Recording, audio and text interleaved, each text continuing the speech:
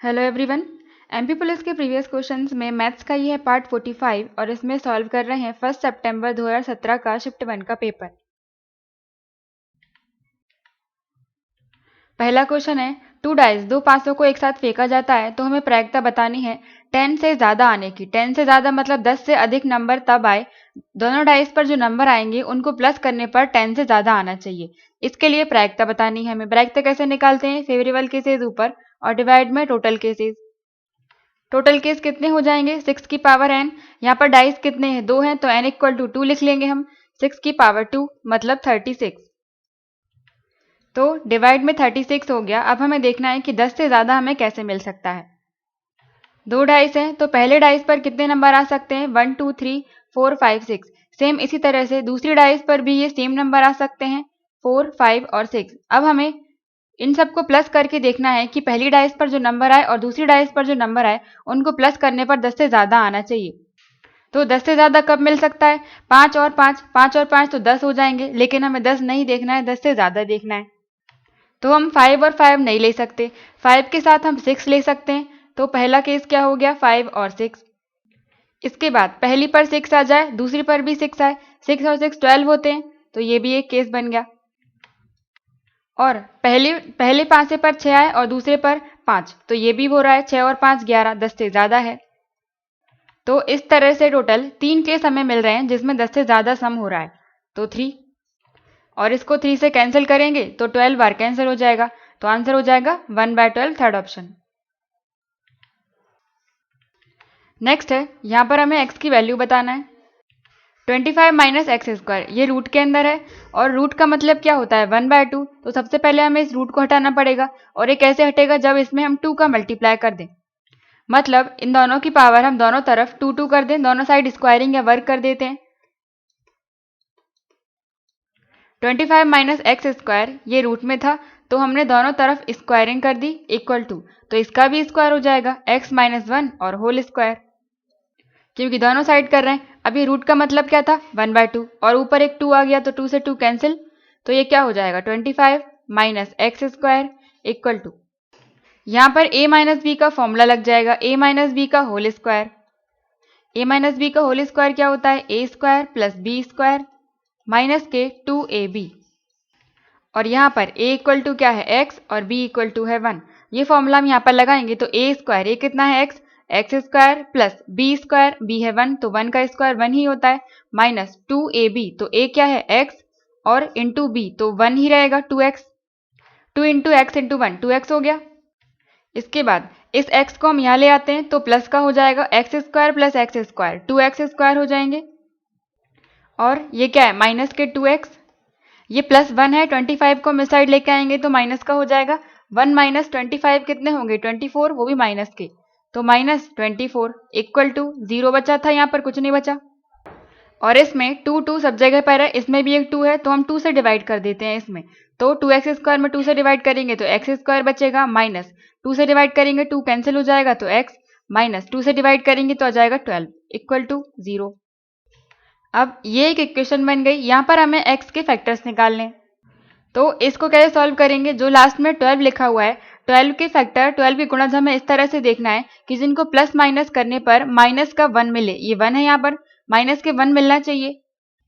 तो 12 को हम कैसे लिख सकते हैं? 3 इंटू 4 लिख सकते हैं, और 3 और 4 का डिफरेंस 1 भी आ रहा है, इसका मतलब हम 3 और 4 दो फैक्टर, दो नंबर हमने ये ले लिए। अब माइनस के 1 चाहिए तो माइनस हमें 4 के आगे लगाना पड़ेगा, और 3 हो जाएगा प्लस का तो माइनस 1 हो जाएगा, और ये प्लस और ये माइनस दोनों का मल्टीप्लाई करने पर हमें ये 12 वाला साइन मिलना चाहिए। तो प्लस और माइनस का इंटू करेंगे तो माइनस ही मिलेगा, इसका मतलब ये दोनों हमने सही माने हैं।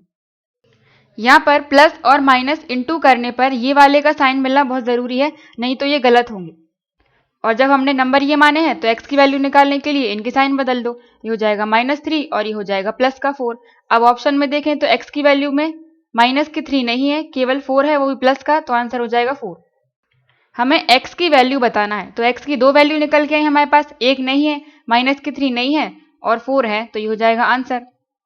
और इनको इस इक्वेशन में रखकर भी हम निकाल सकते हैं। +3 और -4 माना था, तो ये क्या हो जाएगा? एक्स स्क्वायर, 4 में से 3 को माइनस करेंगे तो 4 क्या है? माइनस का, -4x प्लस 3x माइनस के 12 इक्वल टू 0। और यहाँ पर अब हम x कॉमन लेंगे, इन दो पार्ट में से x कॉमन ले रहे हैं तो x बाहर निकल गया, तो अंदर क्या बचा, एक x बचेगा और साइन माइनस का है, 4x में से x चला गया तो 4 बचेगा अकेला, माइनस के 4। अब इन दोनों में से हम x, इसमें से 3 कॉमन आ रहा है, 3 एक इस 12 के अंदर भी है तो 3 हमने कॉमन निकाल लिया प्लस 3। अब 3x में से 3 चला गया तो बचा क्या, x, माइनस 12 में से 3 चला गया तो बचा क्या, 3 इंटू 4 होते हैं, 3 हटा दिया तो 4 बचा, इक्वल टू 0। ये x माइनस 4, ये x माइनस 4, x माइनस 4 हमने कॉमन ले लिया तो यहाँ पर बचा x और ये प्लस का 3। यहाँ से हर एक को हम 0 के बराबर रख देंगे। सबसे पहले हम x माइनस 4 इक्वल टू 0 के बराबर में लिख रहे हैं, तो x की वैल्यू हमें क्या मिल जाएगी, माइनस का है उस साइड जाएगा तो प्लस का हो जाएगा, x इक्वल टू 4 एक वैल्यू मिल गई। और जब x माइनस 3 को 0 के बराबर, x प्लस 3 को 0 के बराबर लिखेंगे तो x, ये 3 प्लस का है उस साइड जाएगा तो माइनस का हो जाएगा, तो माइनस 3, x की दूसरी वैल्यू हमें मिल गई माइनस 3। तो 3 ऑप्शन में नहीं है तो आंसर हो जाएगा 4। इससे अच्छा इतना करने के बजाय हमने डायरेक्ट कर दिया था, जो नंबर हमने माने थे बस x की वैल्यू निकालने के लिए इनके साइन बदल देंगे तो माइनस 3 और 4 आ गया था। नेक्स्ट है, दो ग्रुप हैं और उनमें सेम नंबर ऑफ पीपल है, मतलब व्यक्तियों की कुल संख्या दोनों में समान है और उनका औसत आयु दिया गया है 50 और 60। तो उन दोनों ग्रुप का एक साथ एवरेज या औसत कितना आ जाएगा। तो यहाँ पर व्यक्तियों की संख्या समान है दोनों में और एवरेज दिया है 50 और 60, तो इन दोनों को प्लस करके ही हम डिवाइड कर दें 2 से, क्योंकि 2 हैं, डिवाइड 2 इक्वल टू 110 बाय 2। इसको कैंसिल करेंगे तो 5 और 5, तो 55 हो जाएगा आंसर सेकंड। अब यहाँ पर हमने दोनों को प्लस क्यों कर दिया, दोनों में समान संख्या है। मान लो ये एक ग्रुप है और ये एक ग्रुप है, दोनों में समान संख्या है तो मान लो इसमें भी x टोटल लोग हैं और इसमें भी टोटल x हैं और एवरेज या औसत है 50 और 60। टोटल सम निकालेंगे तो क्या करेंगे, कुल संख्या में औसत का मल्टीप्लाई करते हैं तो ये हो जाएगा 50x और ये हो जाएगा 60x। कुल का पूछा है, दोनों ग्रुप का पूछा है तो इन दोनों को प्लस कर देंगे तो 50 और 60 आ जाएगा 110 और x भी साथ में आएगा। डिवाइड में कुल संख्या से हम डिवाइड करते हैं क्योंकि कुल औसत बताना है हमें, तो कुल संख्या को प्लस करने के लिए इनको हम प्लस करेंगे x और x, 2x, x से x कैंसिल, 2 से इसको 55 बार डिवाइड कर देंगे तब भी 55 ही आएगा, इसलिए हमने दोनों को इकट्ठा प्लस करके 2 से डिवाइड कर दिया था। नेक्स्ट है, अगर हम मदन की प्रेजेंट एज या मदन की वर्तमान आयु में से 19 घटाते हैं और फिर जो शेष बचता है उसको डिवाइड कर देते हैं 18 से, तो मदन की प्रेजेंट एज हम मान लेते हैं कि x है। अब x में 19 घटाना है तो x में से 19 घटाएंगे, अब इतना बचा, ये है शेषफल, इसमें हमें भाग देना है, डिवाइड करना है 18 से। तो हमें जो एज मिलती है वो किसकी मिलती है, मदन के ग्रैंडसन नमन की, मतलब ये क्या हो गया, नमन। तो नमन की एज हम मान लेते हैं कि नमन हो गया y का, तो ये इक्वल टू y हो गया, और मदन को क्या माना था, x। इसको सॉल्व करेंगे तो 18 का मल्टीप्लाई y में कर दें, x minus 19 equal to 18y, और y को हम इस साइड ले आए तो x minus 18y minus 19 equal to 0। इसके बाद मदन और नमन दोनों का सम दिया गया है 114, तो मदन की एज हमें बतानी है, मतलब यहाँ से x की वैल्यू हमें निकालनी है। दूसरी इक्वेशन एक और बन जाएगी, दोनों का सम दिया है 114, तो x plus Y equal to हो जाएगा 114। तो यहाँ से हमें दो इक्वेशन मिल गई और बताना क्या है, हमें मदन की एज बताना है। मदन हमने कितना माना था, x, तो हमें x की वैल्यू निकालना है। तो यहाँ से अगर हम इस वाली इक्वेशन में से y की वैल्यू निकालकर इसमें रख दें तो x की निकल आएगी। यहाँ पर y इक्वल टू कितना मिल जाएगा हमें, 114, x को साइड लेके जाएंगे तो माइनस का हो जाएगा, y की वैल्यू मिल गई 114 माइनस x। इस y की वैल्यू हम यहाँ रखेंगे तो x माइनस 18, y की जगह पर रखेंगे 114 माइनस x और माइनस के 19, या फिर इस 19 को हम उस साइड लेके जाएं तो प्लस का हो जाएगा, तो इक्वल टू 19 बचा। इसको सॉल्व कर देंगे, माइनस 18 का मल्टीप्लाई 114 में करेंगे तो 18 इंटू 4 2 बचेगा, 18 तो 5 और 18 19 20, 2052। अब ये माइनस का 18 है और माइनस का x है, मल्टीप्लाई करेंगे तो प्लस का आ जाएगा, प्लस का 18x इक्वल टू 19।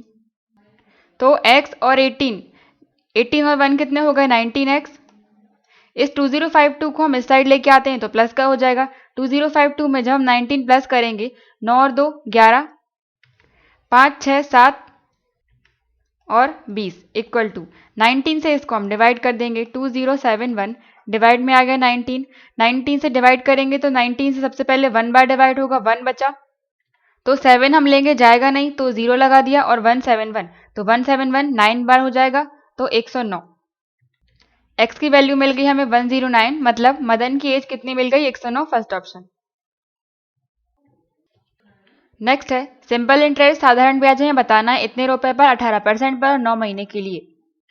तो सिंपल इंटरेस्ट का फॉर्मूला क्या होता है, P into R into T divide में 100। प्रिंसिपल ये अमाउंट कितना है, प्रिंसिपल मूलधन 1800, रेट है 18 इंटू टाइम दिया है 9 महीने, तो इसे हम ईयर में चेंज करेंगे तो डिवाइड कर दें 12 का 12 और इंटू में ये 100 पहले से ही है तो 2 जीरो से 2 जीरो कैंसिल। 6 से डिवाइड करेंगे 2 बार और 6 से ये 3 बार, 2 से 18 9 बार तो 9 इंटू 9 81 और 3 243 तो 243 आंसर हो गया, सेकंड ऑप्शन। नेक्स्ट है 18 ईयर्स एगो, 18 वर्ष पहले, तो 18 साल पहले का हमें देखना है माइनस 18, ये हो गए फादर और ये हो गए सन। अगर सन 1 है तो फादर कितने हैं 3 गुने हैं तो फादर हो जाएंगे 3। इसके बाद नाउ अभी, अभी पिता कितने हैं दुगने हैं सन के, तो अगर सन को हम 1 मान ले तो पिता हो जाएंगे 2 और ये है प्रेजेंट का वर्तमान में। तो यहाँ पर हम डिफरेंस चेक करेंगे, 3 माइनस 2 1 हो रहा है, 1 माइनस 1 0, इक्वल नहीं आ रहा है तो इक्वल करना पड़ेगा। इन दोनों के डिफरेंस का मल्टीप्लाई हम ऊपर करेंगे, 2 माइनस 1 इंटू 1 करेंगे इन दोनों में और 3 माइनस 1 का मल्टीप्लाई करेंगे नीचे वाले रेशो में 2। तो नया वाला रेशो मिल जाएगा हमें 18 साल पहले का 1 इंटू 3 3 और 1 इंटू 1 1। प्रेजेंट का मिल जाएगा 2 इंटू 2 4 और 1 इंटू 2 2। अब यहाँ पर डिफरेंस बराबर है 4 माइनस 3 1 2 माइनस 1 1, तो डिफरेंस के बराबर में हम लिख देंगे टाइम इंटरवल के। 18 साल पहले था, अभी वर्तमान में लाने के लिए 18 तक आना पड़ेगा आगे, मतलब 1 इक्वल टू मिल गया 18। यहाँ पर हमें पिता और पुत्र फादर और सन की एजेस का योग निकालना है, सम निकालना है। तो एक तरीका तो ये है हम इसमें पहले 4 का मल्टीप्लाई कर दें, 2 का मल्टीप्लाई कर दें, फिर दोनों को प्लस कर दें, या फिर हम यहाँ पर रेशो को पहले ही प्लस कर लेते हैं, 4 और 2 हो जाएंगे 6, 6 का मल्टीप्लाई हम 18 में कर देते हैं, या फिर यहाँ से 6 की वैल्यू निकालेंगे 18 इंटू 6 इक्वल टू 108, तो 108 हो जाएगा आंसर, फोर्थ ऑप्शन। नेक्स्ट है एक शुगर सॉल्यूशन है, चीनी का सॉल्यूशन है 4 लीटर का, इसमें 25% शुगर है। शुगर कितनी है 25%, तो बाकी बचा हुआ वाटर होगा पानी, जो कि 75% होगा। तो यहाँ से हम रेशो निकालें तो 25 से 3 बार डिवाइड हो जाएगा, मतलब 1:3 रेशो आ गया। शुगर है 1 में और वाटर है 3 में, और टोटल कितना है 4 लीटर का, तो शुगर कितनी हो जाएगी 1 divided by 3 plus 1 4 into total quantity कितने में है लीटर में है पूरे मिक्सचर की, तो इंटू 4, 4 से 4 डिवाइड तो 1, तो लीटर में कितना आ गया 1 लीटर, और 4 था 1 लीटर हटा दिया तो 3 लीटर पानी। इसके बाद क्वेश्चन में बोला है कि 1 लीटर पानी और मिला दिया जाता है, तो अगर पानी हम 1 लीटर इसमें और प्लस कर दें तो ये हो जाएगा 4 लीटर, लेकिन शुगर तो उसमें 1 लीटर ही है। इसके बाद नए वाले सॉल्यूशन में हमें चीनी का शुगर का परसेंटेज बताना है, यह है शुगर और ये है वाटर। शुगर इसमें कितने परसेंट है, तो 1 डिवाइडेड बाय टोटल कितना है 4 प्लस 1 5, और परसेंटेज निकालना है तो इंटू 100, 5 से डिवाइड करेंगे 20 बार कैंसिल हो जाएगा, तो आंसर है 20%, सेकंड ऑप्शन। नेक्स्ट है किसी टैंक को पाइप ए 3 घंटे में भर लेता है और पाइप बी 6 घंटे में और सी 18 घंटे में भर लेता है, तो अगर उन तीनों पाइप को एक साथ ओपन कर दिया जाए तो टैंक को भरने में कितना टाइम लगेगा। 3 पाइप हैं ए बी और सी, ए भरता है 3 घंटे में, बी भरता है 6 में और सी भरता है 18 में, तो टैंक की कुल क्षमताएं या टोटल कैपेसिटी हम निकाल सकते हैं इन तीनों का एलसीएम लेके, 3 6 18, एलसीएम 18 आ जाएगा, तो टैंक की कुल क्षमता या टोटल कैपेसिटी आ गई 18। यहाँ से हम निकाल लेंगे कि 1 घंटे में एक कितना भरता है, टोटल टाइम लगता है 3 घंटे और क्षमता कितनी है 18, डिवाइडेड बाय 3। तो 18 में से ए 1 घंटे में 6 भर देता है। इसी तरह से बी के लिए 18/6 तो 3 बार डिवाइड हो जाएगा 3, और सी के लिए 18/18 1, तो सी 1 घंटे में 1 भरता है। अब अगर इन तीनों को एक साथ खोल दिया जाए तो 1 घंटे में ये तीनों मिलकर कितना भर लेंगे? 6 + 3 9 और 1 10। 1 घंटे में ये तीनों मिलकर 10 भर लेते हैं और भरना है टोटल 18। तो कितना टाइम लग जाएगा पूरा भरने के लिए? 18/10। 2 से डिवाइड करेंगे तो 9 और 2 से डिवाइड करेंगे तो 5। अब और डिवाइड करेंगे 5 से 1 बार 5 तो 4 बचेंगे 4/5। तो 1 कंप्लीट 4/5 घंटे लग जाएंगे टैंक को भरने में फोर्थ। नेक्स्ट है गोल्ड are sold, goods are sold, मतलब कुछ भी सामान इस तरह से बेचा जाता है कि अगर सेलिंग प्राइस में 2% की कमी कर दी जाती है तो प्रॉफिट हो जाता है 40% का। अब यहाँ पर हमें सेलिंग प्राइस कॉस्ट प्राइस कुछ भी नहीं मालूम, तो सेलिंग प्राइस को हम मान रहे हैं एसपी ही है और कॉस्ट प्राइस को मान रहे हैं सीपीए। तो सेलिंग प्राइस है विक्रय मूल्य पहले कितना था? एसपी। अब इसमें से क्या 2% कम कर दिया जाता है? कम कर दिया 2%, मतलब बचा कितना? 98% बचा। ये हो गया नया वाला विक्रय मूल्य या फिर नई सेलिंग प्राइस। इसके बाद उसे क्या होता है? 40% का प्रॉफिट होता है। मान लो कॉस्ट प्राइस थी, उसकी कीमत थी सीपी थी, और इसमें 40% का प्रॉफिट हुआ तो कितने में बेचा होगा? 140 में बेचा होगा। तो हम कॉस्ट प्राइस का 140 निकाल देंगे 140%। तो एक तरह से ये भी सेलिंग प्राइस ही तो है।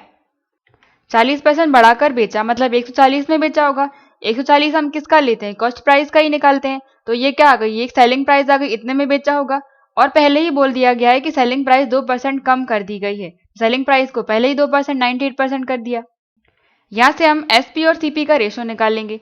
सीपी ये है, ये मल्टीप्लाई में डिवाइड में हम ले आते हैं एसपी इक्वल टू ये है 98% और डिवाइड में इसको ले आए तो 140%। कैंसिल करेंगे तो परसेंट है, 100 करेंगे डिवाइड में तो दोनों ही कैंसिल हो जाएंगे, मतलब परसेंट हट गया। अब 2 से डिवाइड करेंगे 7 बार 0 और 2 से 4 और 9 बार 18, तो 7 से 1 बार और 7 7 जा 49। तो क्रय और विक्रय का अनुपात मिल गया हमें CP/SP 7/10। और हमें क्वेश्चन में बताना है कि लागत मूल्य से विक्रय मूल्य, विक्रय मूल्य मतलब सेलिंग प्राइस, सेलिंग प्राइस कितनी ज्यादा है इससे कॉस्ट प्राइस से, तो कितनी ज्यादा है? 7 और 10 तो 3 का अंतर है, 3 डिवाइड में हम किससे लेंगे? कॉस्ट प्राइस से लेंगे, डिवाइड बाय 7 इंटू 100 क्योंकि परसेंटेज पूछा है। तो ये हो जाएगा 300/7। 7 से डिवाइड करेंगे तो 4 बार 28, 2 बचे तो 20 2 बार, और 6 बचेंगे तो पॉइंट लगाकर 0 लगाया तो 8 बार 56। तो ये हो जाएगा आंसर 42.8% फोर्थ। नेक्स्ट है टैप ए किसी टैंक को 4 घंटे में भरता है और बी उसे खाली करता है, खाली करने का बोला है 6 घंटे में। तो अगर उन दोनों टैप्स को एक साथ खोल दिया जाता है तो कितने टाइम लगेगा टैंक को भरने में? 2 पाइप हैं ए और बी, ए भरता है 4 घंटे में और बी खाली करता है 6 घंटे में। तो खाली करने के लिए हम माइनस का साइन लगा रहे हैं। यहाँ पर हम टैंक की कुल क्षमता है टोटल कैपेसिटी निकालेंगे, 4 और 6 का एलसीएम आ जाएगा 12। तो ए को 4 घंटे लगते हैं, कुल क्षमता है 12, तो 1 घंटे में कितना भर लेगा A? Divided by 4 equal to 3। और बी को कुल घंटे लगते हैं 6 घंटे खाली करने में, तो 1 घंटे में कितना खाली करेगा? ये हो जाएगा 2, लेकिन माइनस का आएगा। तो अगर इन दोनों को एक साथ खोल दिया जाता है तो a प्लस बी दोनों मिलकर 1 घंटे में कितना भर लेंगे? 3 और -2 तो 1 बचेंगे, मतलब a और b मिलकर 1 घंटे में 1 भर लेंगे और कुल कितना भरना है? 12। तो कितने घंटे में भर लेंगे ये 12 को? डिवाइडेड बाय 1 इक्वल टू 12, तो 12 घंटे हो जाएगा आंसर थर्ड। नेक्स्ट है यहाँ पर 2 सर्किल हैं, 2 वृत्त हैं और उनके क्षेत्रफल का अनुपात दिया है 16 और 25। तो हमें उनकी परिधि का अनुपात बताना है, सर्कमफ्रेंस का रेशो। तो इसको हम डायरेक्ट कर सकते हैं, 16 और 25 का रूट ले लो या वर्गमूल ले लो। 16 का कितना होता है 4 और 25 का 5, तो आंसर हो जाएगा 4:5। और इसको सॉल्व करें तो एरिया ऑफ सर्किल या फिर वृत्त का क्षेत्रफल का फॉर्मूला क्या होता है पाई आर स्क्वायर। और यहाँ पर दो वृत्त हैं, तो एक वृत्त के लिए त्रिज्या हम मान ले रहे हैं कि स्मॉल आर है और दूसरे वृत्त के लिए मान ले रहे हैं कि कैपिटल आर है।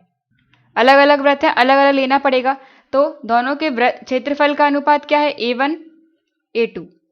एक के लिए 1 ले लिया, दूसरे के लिए 2 ले लिया, तो फॉर्मूला क्या होता है पाई आर स्क्वायर। तो पाई आर कितना होगा, हम छोटा आर ले रहे हैं आर स्क्वायर डिवाइड में वापस से सेम फॉर्मूला पाई, और आर कितनी लेना है हमें, ये कैपिटल वाला आर, तो आर स्क्वायर।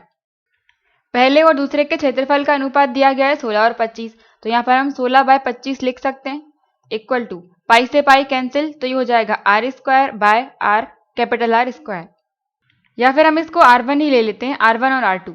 R1 पहले की R1, दूसरे की R2। R1 और R2 ले रहे हैं, पहले वाले के लिए R1 हो गया, दूसरे के लिए हो गया R2 का स्क्वायर, R1 स्क्वायर डिवाइड में R2 का स्क्वायर। इसको आगे हम और क्या लिख सकते हैं 16/25 equal to R1 bye R2। इस पूरे के ऊपर भी हम स्क्वायर लगा सकते हैं क्योंकि दोनों का स्क्वायर है। अब इस 2 को हम इस साइड लेके जाएंगे तो 1/2 हो जाएगा, 1/2 मतलब इसका रूट लग जाएगा, तो 16/25 का root equal to R1 bye R2। यहाँ से R1 और R2 की वैल्यू हमें कितनी मिल जाएंगी, R1 बाय R2 16 कितने का होता है 4 का और 25 का 5, और हमें निकालना है परिधि का या सर्कमफ्रेंस का रेशो। तो पहले का हो गया C1, दूसरे का हो गया C2। परिधि का फॉर्मूला क्या होता है 2 पाई R। तो पहले के लिए हमने त्रिज्या कितनी ली है R1 और दूसरे के लिए हो जाएगी R2।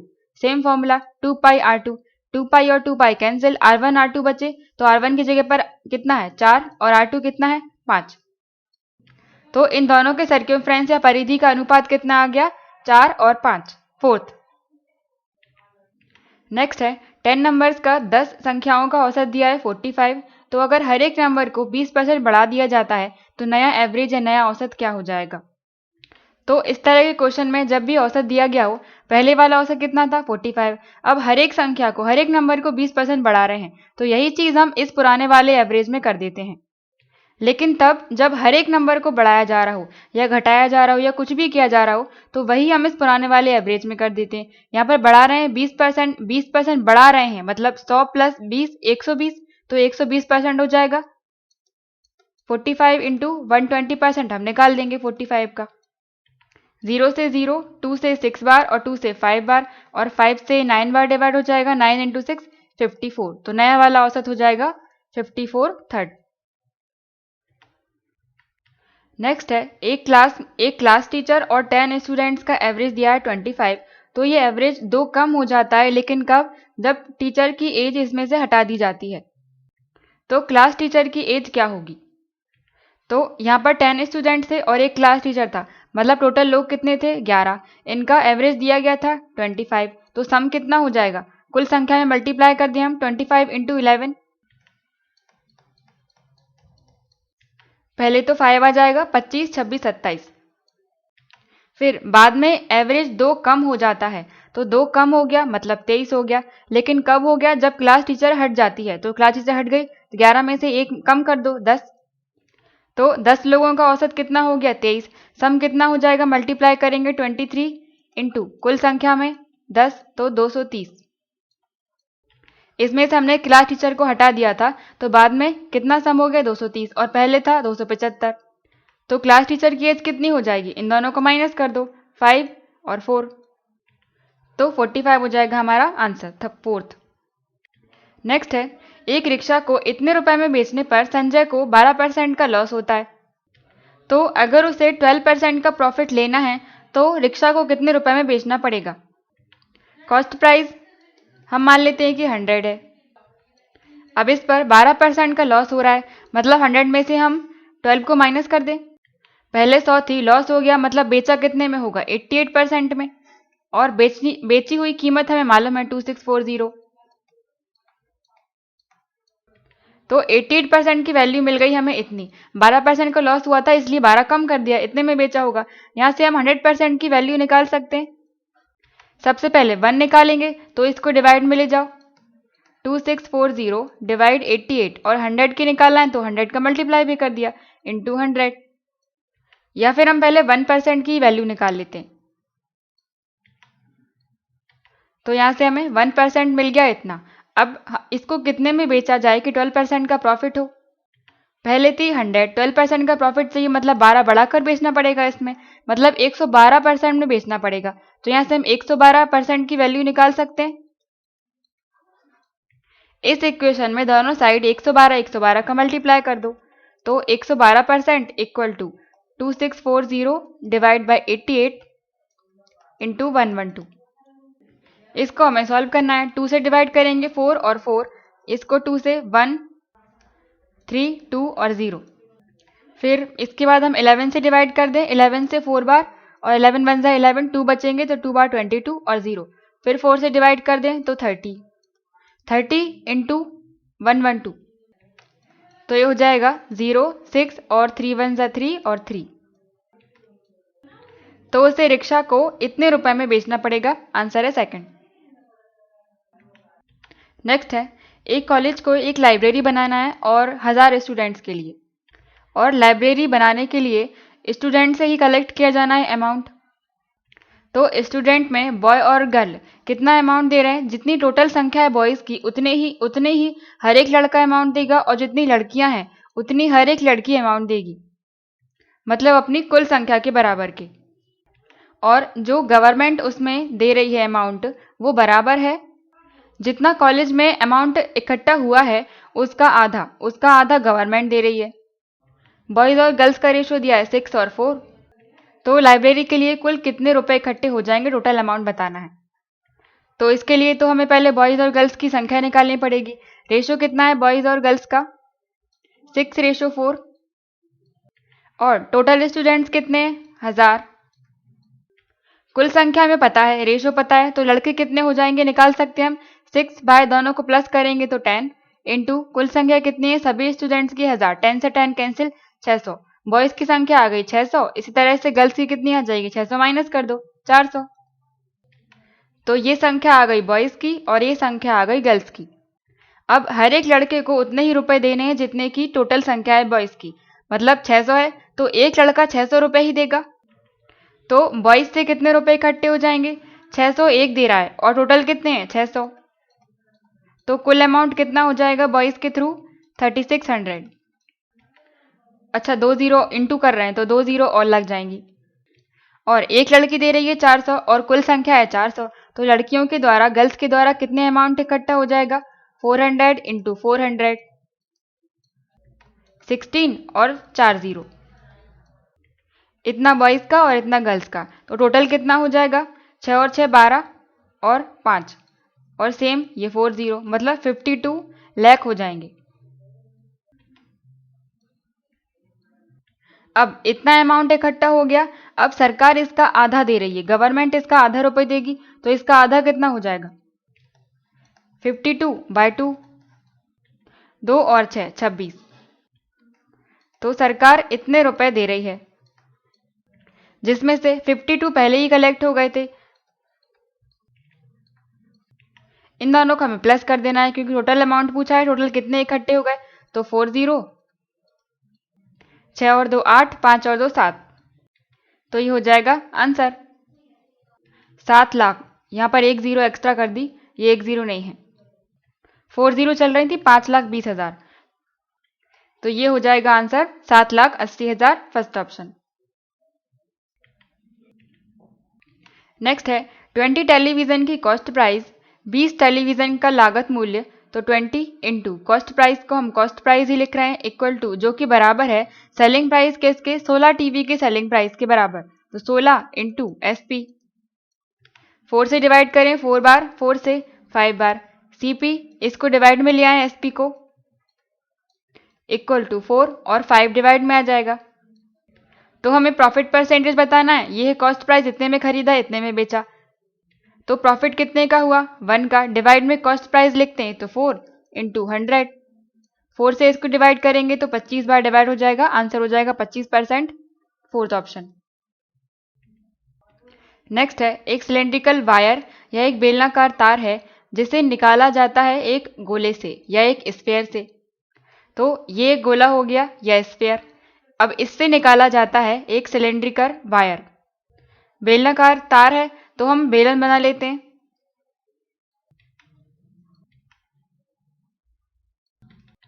तो यहाँ पर इस गोले से, स्फेयर से ये एक बेलन बनाया जा रहा है और ये कितना बना होगा, जितना इसका आयतन होगा उतना ही ये बेलन बना होगा। क्योंकि गोले को हटाकर ये बेलन बनाया जा रहा है तो क्या होगा, जितना इसका आयतन होगा उतना ही इसका आयतन होगा। वॉल्यूम और वॉल्यूम बराबर हो जाएंगी तो हम इन दोनों की वॉल्यूम निकालकर बराबर लिख रहे हैं। यहाँ पर गोले की त्रिज्या रेडियस कितनी दी गई है, 21 सेंटीमीटर, और हमें इस बेलन की लंबाई बतानी है। लंबाई मतलब इसकी हाइट बतानी है, ऊंचाई, जो हमने h मान ली। और इसकी रेडियस त्रिज्या दी गई है 3 mm, 3 मिलीमीटर दी गई है। हम जानते हैं कि 1 सेंटीमीटर में 10 मिलीमीटर होते हैं, तो इसको हमें सेंटीमीटर में चेंज करना है तो 10 का डिवाइड कर दे तो ये हो जाएगा 3/10 सेंटीमीटर। ये हो गई इसकी त्रिज्या। आयतन या वॉल्यूम बराबर रखेंगे। गोले का आयतन होता है 4/3 पाई r क्यूब। ये हो गया वॉल्यूम ऑफ स्फीयर, जो कि बराबर होगा सिलेंडर के वॉल्यूम के। इसका फॉर्मूला होता है पाई r² h। अब यहाँ पर 2 r हैं तो हम इसको r1 ले लेते हैं, इसको r2 ले लेते हैं। ये हो जाएगा 4/3, पाई से पाई तो कैंसिल हो गया तो हटा दिया, r क्यूब। r कितना है 21, तो 21 को 3 बार मल्टीप्लाई कर देंगे, इक्वल टू r है, इसकी रेडियस कितनी है 3/10, तो हमें इसका स्क्वायर करना है तो 2 बार लिख देंगे 3/10 इंटू 3/10। और हाइट लंबाई मालूम नहीं है, उसकी जगह हमने h माना था तो इंटू h। यहाँ से हमें h की वैल्यू निकालना है। 3 से हम 7 बार इसको डिवाइड कर दें, इस 3 से ये 7 बार, फिर से 3 से 7 बार 21। और हमें h की वैल्यू निकालना है तो यहाँ पर हम केवल h को रहने देते हैं, बाकी सबको उस साइड लेके जाते हैं। 7 3 बार है, 7 का क्यूब क्या होता है 3 4 3, और ये 4 है और 10 है तो 10 और 10 का मल्टीप्लाई हो जाएगा इसमें, तो हो जाएंगे 400। और ये किसके बराबर है, h के बराबर, हाइट। तो h इक्वल टू कितना निकल के आएगा, 4 का मल्टीप्लाई करेंगे 12, 16, 17 और 12 और 13 और 2 0 और थे, तो इतनी आ गई तार की लंबाई। लेकिन किस में आई है, सेंटीमीटर में आई है। ऑप्शन में ये ऑप्शन तो है लेकिन ये किलोमीटर में लिखा है तो ये तो होगा नहीं। अब मीटर दिया गया है तो इसको हम मीटर में चेंज कर लेते हैं। 1 मीटर में 100 सेंटीमीटर होते हैं, तो मीटर में चेंज करना है तो हमें डिवाइड करना पड़ेगा 100 का, तो इसमें हम डिवाइड कर देंगे 100 का। 0 से 0 कैंसिल, तो ये निकल के आएगा 1372 मीटर। ये हो जाएगा आंसर, थर्ड ऑप्शन। नेक्स्ट है, एक क्लॉक है तो इसके आवर एंड की लंबाई कितनी दी गई है, 7 इंच। तो पहले हम एक क्लॉक बना लेते हैं। ये हो गया 12, ये 6, 3 और ये 9। तो इसमें हमें बताना है कि आवर एंड, घंटे की सुई 6 बजे से, तो 6 बजा दो पहले। घंटे की सुई 6 बजे यहाँ होगी और इसकी लंबाई कितनी दी गई है, 7 इंच। 6 बजे से, और 6 कितने बजे, सुबह के 6 AM है ये। 6 AM से इसको 8 PM तक आना है, तो कितनी दूरी तय कर लेगी, 6 से 8 बजे तक। ये 6 तो ये 7 और ये 8।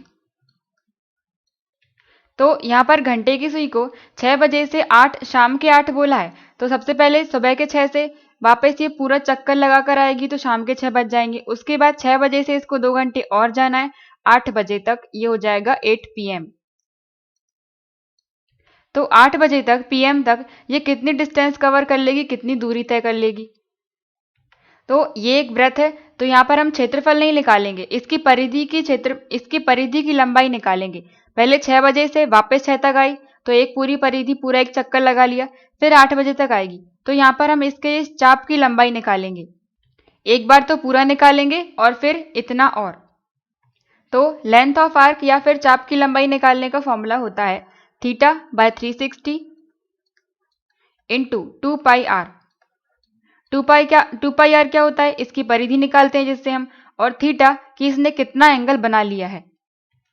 तो कितने का एंगल बनाया, 6 बजे से स्टार्ट करते करते वापस से 6 बजे तक आ गई, शाम हो गई, तो 360 डिग्री तो ये पूरा घूम गई। इसके बाद इसे 7 तक और 8 तक भी जाना है। तो घड़ी में हर एक घंटे के बीच में जो घंटे की सुई होती है वो 30 डिग्री का एंगल बनाती है, तो 6 से 7 तक जाएगी तो ये कितना एंगल बन जाएगा, 30 डिग्री का। और फिर वापस से 8 तक जाएगी तो फिर से 30 का बन जाएगा। 30 और 30 60। अब ये इतना एंगल, ये 30 डिग्री का ये क्यों हुआ, ये पूरा कितना होता है 360 का। अगर इसको हम आधा कर दें तो 180 हो गया, और 180 में से हम इसको भी आधा कर रहे हैं, इतना हिस्सा ले रहे हैं हम, तो ये क्या हो गया, 180 का आधा करो 90, और 90 को हमें 3 बराबर हिस्सों में बांटना है, एक ये, तो 1 2 3 पार्ट में डिवाइड कर देंगे 90 को, तो कितना हो जाएगा 30 30 और 30। ऐसे भी देख सकते हैं। तो 360 प्लस 60 ये हो जाएगा 420। 420 डिग्री का एंगल बन गया इसे 6 से 8 तक बजाने में। तो एंगल कितना हो गया, 420 डिवाइड में टोटल कितना है ये 360 इंटू 2 इंटू पाई की जगह लिख रहे हैं 22/7, और इसकी रेडियस मतलब त्रिज्या दी गई है, घड़ी की सुई की लंबाई दी गई 7, तो वही तो त्रिज्या हो गई इसकी, तो इंटू 7। 7 से 7 कैंसिल, 0 से 0, फिर 6 से डिवाइड कर दें 7 बार, और 6 से 6 बार, 2 से ये 3 बार डिवाइड हो जाएगा। यहाँ पर क्या बचा 22 इंटू 7 14, और 14 15, डिवाइड में है 3 से इसको डिवाइड कर देंगे तो 5 बार, और 1 बार 1 बचा तो पॉइंट लगा कर 0 लगाएंगे 10, तो 3 3 से 9, 51.3। या एक बार करेंगे तो एक 3 और आ जाएगा, तो आंसर हो जाएगा 51.33, थर्ड ऑप्शन। नेक्स्ट है, कमल और विमल के एजेस का रेशो दिया है 3 और 5। सेम क्वेश्चन इसके पहले ही सॉल्व किया था। कमल हो गया 3 का और विमल हो गया 5 का। इसके बाद 9 साल बाद कितना रेशो हो जाएगा, 3 और 4। ये था प्रेजेंट का, वर्तमान का, और ये है 9 साल बाद का, मतलब +9 आगे जाना है हमें। यहाँ पर रेशो चेक करेंगे, इन दोनों के बीच में डिफरेंस 0 है और इसमें 1 है, बराबर नहीं है तो बराबर करना पड़ेगा। इन दोनों के डिफरेंस का मल्टीप्लाई ऊपर करेंगे, 4 - 3 1, तो इंटू 1, और 5 - 3 2, तो 2 का मल्टीप्लाई हम नीचे वाले रेशो में करेंगे, तो नया वाला रेशो हो जाएगा 1 × 3 3, और 1 × 5 5। ये आ गया प्रेजेंट के लिए, और 9 साल बाद के लिए नया वाला रेशो हो जाएगा 3 × 2 6, और 4 × 2 8। इसके बाद पुराने वाले रेशो से कुछ नहीं करना है, नए वाले रेशो से हम निकालेंगे। डिफरेंस सेम हो गया है, 3 का डिफरेंस है, डिफरेंस बराबर हो जाएगा टाइम इंटरवल की। प्रेजेंट से लेकर 9 साल बाद तक जाना है, तो 9 साल का अंतर है। 3 से डिवाइड करेंगे तो 3 बार, 1 = 3 मिल गया। और हमें विमल की एज बताना है, विमल का प्रेजेंट का रेशो है 5, तो 5 = हो जाएगा 5 × 3 15, तो आंसर हो जाएगा 15, फर्स्ट ऑप्शन। नेक्स्ट है सेम क्वेश्चन, तो हम J और S लिख लेते हैं। J और S का एजेस का रेशो हो गया 3 और 4। ये है प्रेजेंट का, और 16 साल बाद तो +16, 16 साल बाद रेशो कितना है 5 और 6। यहाँ पर हम डिफरेंस सेम करेंगे, 5 - 3 2, और 6 - 4 2, डिफरेंस सेम है तो सेम करने की जरूरत नहीं है। डिफरेंस को बराबर लिखते हैं हम टाइम इंटरवल के। प्रेजेंट से 16 साल बाद तक जाना है, तो अंतर हो गया 16 का, 2 से डिवाइड करेंगे तो 8 बार, 1 = 8। तो बताना क्या है हमें, जोशी की एज बताना है। जोशी का प्रेजेंट एज का रेशो है 3, तो 3 का मल्टीप्लाई कर दो, 3 = 3 × 8 24, तो ये हो जाएगा आंसर फर्स्ट। नेक्स्ट है, एक पार्टी में 200 गेस्ट हैं, 60% वेजिटेरियन फूड खाते हैं, 50% नॉन वेज, और 30% दोनों वेज और नॉन वेज। तो कितने लोग हैं पार्टी में जिन्होंने कुछ भी नहीं खाया। इस तरह का सेम क्वेश्चन इसके पिछले वाली शिफ्ट में सॉल्व कर चुके हैं, बिल्कुल यही क्वेश्चन था, आंसर 40 आया था। या फिर देख लेते हैं, वेजिटेरियन कितना है 60%,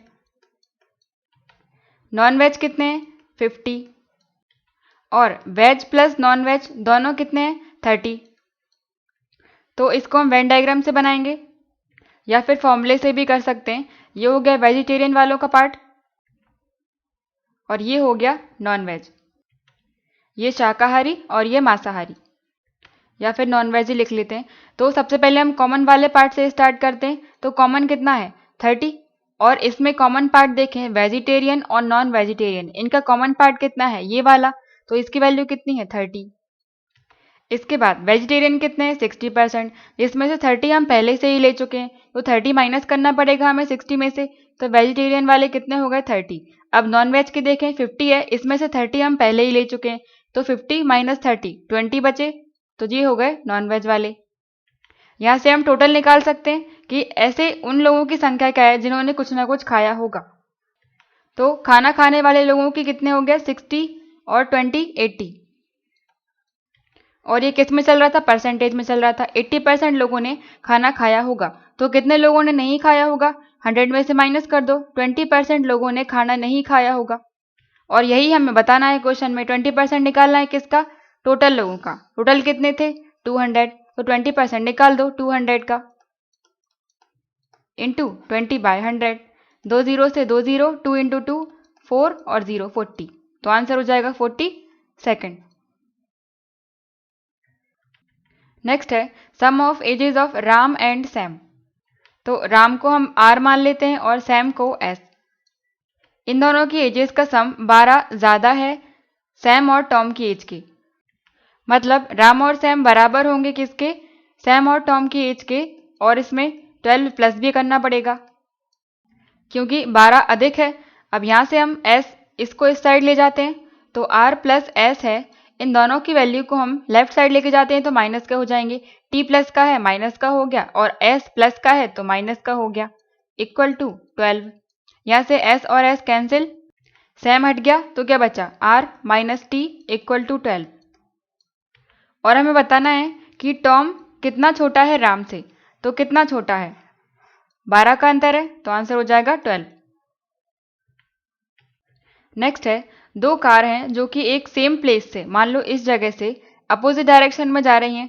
तो ये बोला है कि एक जा रही है नॉर्थवर्ड डायरेक्शन में और दूसरी जा रही है साउथ की तरफ। तो एक को हम ऊपर की तरफ ले लेते हैं, अपोजिट डायरेक्शन लेना है, एक नॉर्थ की तरफ और एक साउथ की तरफ। और जो ऊपर की तरफ जा रही है उत्तर की तरफ, उसकी स्पीड कितनी है 7 किलोमीटर पर आवर और इसकी है 75। और हमें बताना है कि इन दोनों को 405 किलोमीटर तक अपार्ट, मतलब 405 किलोमीटर दूर होने में कितना टाइम लगेगा।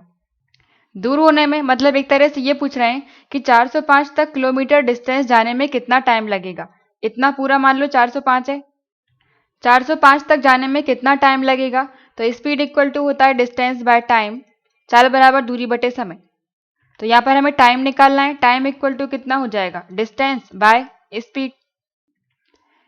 टाइम इक्वल टू दूरी कितनी है 405 तक का कवर करना है तो 405 डिवाइड में स्पीड लिखना है चाल। अब ये विपरीत दिशा में जा रही है अपोजिट डायरेक्शन में, तो अपोजिट डायरेक्शन में हम दोनों स्पीड को प्लस कर देते हैं। तो 60 प्लस 75 5 और ये 13, तो चाल कितनी आ गई 135। ये हो जाएगा टाइम। इसको 5 से डिवाइड कर दें 8 बार और 1 बार, 5 से 2 बार 7 बार, 9 से 3 और 9 से 9, 3 से डिवाइड करेंगे तो 3। तो टाइम हो गया 3 घंटे। तो आंसर हो जाएगा थर्ड। नेक्स्ट है यहाँ पे हमें औसत या एवरेज निकालना है। तो इन सबको प्लस करके डिवाइड करना पड़ेगा कुल संख्या से जो टोटल है 6। या फिर हम इसकी लास्ट डिजिट को प्लस कर लेते हैं। 7 प्लस 1 8, 8 और 3 11। तो 11 का हमने 1 ले लिया और 1 और 1 2 और 2 और 2 4। 4 में फिर से ये 4 ऐड करेंगे तो आ जाएगा 8। जब इन सबको प्लस करेंगे तो इकाई के अंक पर मिलेगा हमें 8। और जब औसत में कुल संख्या का मल्टीप्लाई कर देते हैं तो हमें सम ही मिलता है, इंटू 6 इंटू 6। यहाँ पर हमें चेक करना है कि लास्ट में इकाई के अंक पर हमें 8 कहाँ पर मिल रहा है। 4 का मल्टीप्लाई 6 में 4 मिलेगा तो ये नहीं है आंसर। 8 इंटू 6 48 होता है तो 8 यहाँ पर मिल रहा है, ये आंसर हो सकता है। 9 और 6 यहाँ पर 4 मिलेगा, ये भी नहीं है। और यहाँ पर 2 मिलेगा तो ये भी नहीं है। तो इसका आंसर हो जाएगा 48। इसके बाद रीजनिंग का क्वेश्चन था तो छोड़ दिया। इसके बाद नेक्स्ट 30 है। ए और बी, ए किसी काम को 12 दिन में और बी 16 दिन में करता है। तो स्टार्टिंग में वो दोनों 3 दिन तक साथ में काम करते हैं, फिर ए छोड़कर चला जाता है। तो बाकी बचे हुए काम को कंप्लीट करने में बी को कितने दिन लगेंगे। ए और बी, ए को टाइम लग रहा है 12 डेज का, बी को लग रहा है 16 डेज का। टोटल वर्क हम निकाल लेंगे इन दोनों का एलसीएम लेके। 12 और 16 48, 12 से भी डिवाइड होता है तो एलसीएम आ जाएगा 48, जो कि टोटल वर्क हो गया। तो यहाँ से हम ए के एक दिन का काम निकाल सकते हैं। टोटल वर्क है 48 और ए को टाइम लगता है टोटल 12 डेज का, तो एक दिन में कितना करेगा 4। इसी तरह से बी एक दिन में कितना करेगा 3। तो ये दोनों मिलकर एक दिन में कितना काम कर लेंगे? 4 + 3 7।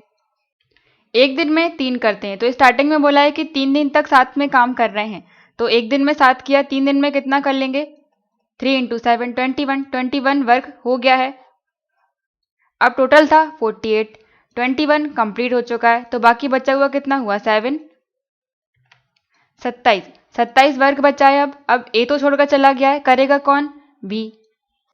और बी एक दिन में 3 कर लेता है, टोटल करना है 27, तो 27 में डिवाइड कर दो 3 से डिवाइड करेंगे तो आ जाएगा 9, तो बी को टाइम लग जाएगा 9 दिन फर्स्ट। नेक्स्ट है, यहाँ पर हमें x की वैल्यू निकालना है, तो सबसे पहले हम इसे सॉल्व कर लेते हैं। 5 × 1 - x ब्रैकेट में है, तो 5 का मल्टीप्लाई कर देंगे। 5 × 1 5, और 5 का मल्टीप्लाई -x में, तो माइनस के 5x प्लस 3 × 1 + x, 3 का मल्टीप्लाई 1 में तो 3, और 3 का मल्टीप्लाई x में तो 3x, डिवाइड में 1 - 2x इक्वल टू दिया है 8। यहाँ पर 5 और 3 हो जाएंगे 8, और 5 और 3 में से ये माइनस का है तो माइनस करना पड़ेगा, माइनस का 5x प्लस का 3x, तो माइनस का साइन लगेगा और बचेंगे कितने? 2x इक्वल टू, इस पूरे का मल्टीप्लाई हम 8 में कर दें, क्योंकि ये डिवाइड में है, मल्टीप्लाई में हो जाएगा, तो 8 का मल्टीप्लाई 8 में, 8 माइनस 8 का मल्टीप्लाई 2x में, तो 16x। यहाँ से इस 8 को हम यहाँ ले जाएं और 16 को हम यहाँ ले आएं, तो प्लस का हो जाएगा, माइनस के 2x plus 16x equal to 8 - 8। 16 में से 2 माइनस करेंगे तो 14 के x बचे इक्वल टू 8 - 8 0।